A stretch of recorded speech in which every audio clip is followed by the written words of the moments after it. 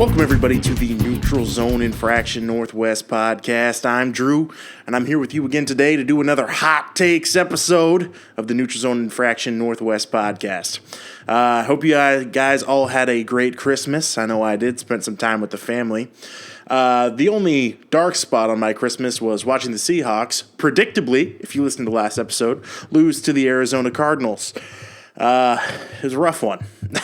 Carson Palmer is now 3-0 in CenturyLink with the Cardinals, and Russell Wilson only has a grand total of 6 losses in CenturyLink Field, which means half of them are the hands of Carson Palmer, washed up, and the Cardinals. So that part of it kind of stings a little bit. It also puts us we need some things to go our way in order to lock up the number 2 seed, which is what I really wanted. And it was an ugly game. I mean, our offense for the first half was completely inept. It really has gone, and this is most people's offenses, but it's gone the way that our offensive line tends to go. So in Tampa Bay, our offensive line just poops the bed out of the gate, and so we lose the game. In Los Angeles, the offensive line struggles to get going, and we lose the game. And more of the same here. We did get it going and made a game out of it late, but it was tough. It was tough. But that's the way it is. We are still the division champions, and we're still going into the playoffs. Speaking of the playoffs, a question got asked to me this week. The question was posed this way. Who in the NFC can beat the Atlanta Falcons as it stands right now? And I was specifically forbidden from saying that the Seahawks can because apparently I'm too close to it, too much of a true fan, too much emotionally involved. And if you can't see, because you can't, because this is not a video, I'm doing air quotes around too emotionally involved. Anyways, truth. It is truth. The answer is pretty simple. The answer is no one. No one in the NFC right now, I think, has a legitimate shot of beating the Atlanta Falcons at home. That's why them having the number 2 seed is too scary. I mean, I've been saying this all year. The Dallas Cowboys aren't not as good as people think they are. And I don't think that against that offense, like just an absolutely complete offense like the Falcons have, I don't see Dak Prescott and Ezekiel Elliott being able to score in pace with them. And the defense is not good. The Dallas Cowboys defense is not good. So that could pose some problems for them. The only thing I'm thinking of, like as far as like a comparable sort of somebody that could beat the Atlanta Falcons, is the Green Bay Packers, if they can make it into the playoffs with the way their offense is rolling right now. As of this moment, they're the only team I can see that can score with the Atlanta Falcons the way that they've been scoring with Ty Montgomery rushing the ball if he's able to get over 100 yards, and then Aaron Rodgers throwing it all over the place. Another positive for that school of thought is that the Falcons have struggled pretty much all year to find a pass rush of any kind. And the Green Bay Packers have one of the best offensive lines in the league. So that's a strength for them. That being said, the Green Bay Packers defense is just, it's not great. It's mediocre. I'd call it mediocre.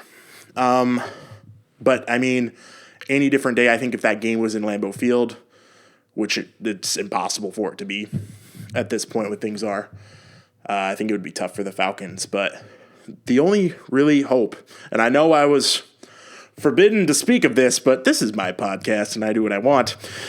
If for some reason the Saints can beat the Atlanta Falcons in Atlanta this week and the Seahawks beat the 49ers, pretty conceivable, then the Seahawks have the number 2 seed. And then the Atlanta Falcons, if presented, would have to come to CenturyLink Field in order to make their way past the NFC Championship game. So those are really the only options that I can think of. You might say like the Giants because of their defensive line. Well, that offense has been kind of sputtering all year, and I don't see them going very far. Now, they are a wild card, and the last couple times the Giants have been a wild card, they've gone to the Super Bowl and won against Tom Brady. And again, I think Tom Brady's going to carve his way through the AFC, because really the only challengers that he really had is he's not great against Denver. Denver's not in the playoffs. And the Oakland Raiders were looking really good. Well, their quarterback just broke his leg. So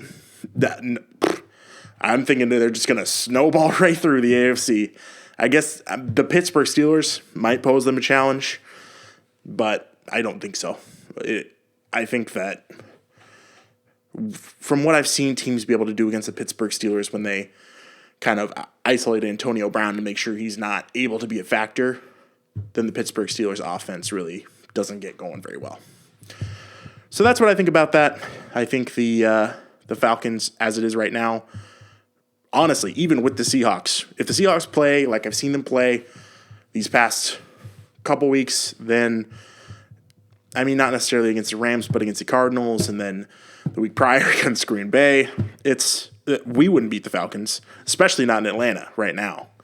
And anybody who remembers 2012 when we went to Atlanta and lost, that's more kind of the game that I would expect to see if there wasn't much improvement. And we just keep losing players. Tyler Lockett, he's done. Not a career-ending injury, though, so that's good news. But we just keep losing players.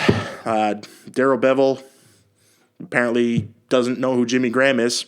Sometimes I feel like I should just write a postcard to Darrell Bevell, include a photo of Jimmy Graham, and say, "Have you seen this guy? You should throw him the ball." Anyways, that's really how I feel about that.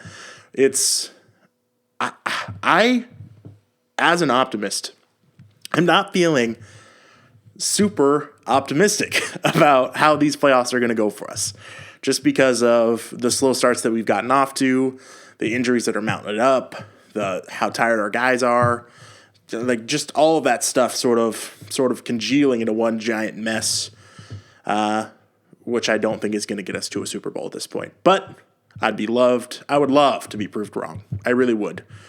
It doesn't have that 2013 feeling for me right now. It did earlier in the year, but things happen. And I always think the Seahawks are going to win the Super Bowl when the season starts. So it should be really interesting. I'm definitely going to break down once we figure out who our first playoff matchup is. I'm going to break that down extensively in a longer episode for you guys. But I just wanted to touch base over the holidays. And again, it's New Year's this weekend, so another shorter episode for you. But before I go, I want to tell you my game picks for this week. Last week I went 10-6 again, which is pretty good considering almost all the games are divisional. Kind of hard to predict. Lifetime, 138, 70, and 2. Here's who's going to win this week. The Patriots, the Colts, the Buccaneers, the Vikings, the Steelers, the Jets, the Eagles, the Texans, the Ravens, the Chiefs, the Broncos, the Hawks, the Cardinals, Falcons, Redskins, and Packers are going to take the NFC North. So that's my podcast for this week. Thank you so much for listening. If you have questions, remember, you can tweet me at NeutralZoneNW and email me neutralzoneinfractionnw@gmail.com. Again, thanks for listening. Hope you all had a happy holidays.